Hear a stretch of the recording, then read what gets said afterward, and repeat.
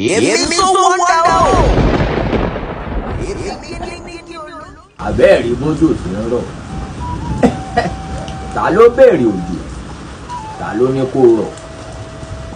Èmi sowonder fúnra mi, èmi gẹ́nẹ́gẹ́ni olóńgìní yọ ogíní òyọ́ gìnìgìnì, èmi ọmọ afábẹ́rẹ́ ọkíní yọ kíní gíngíní.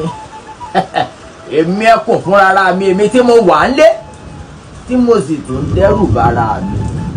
Bẹ́ẹ̀ èmi ò bójú òjò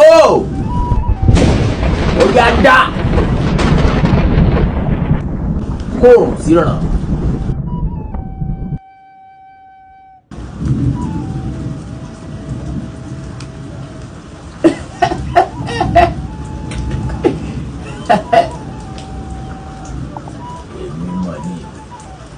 Èmi sowonder fúnra mi, lẹ́yìn èmi Olódùmarè tó tún kù.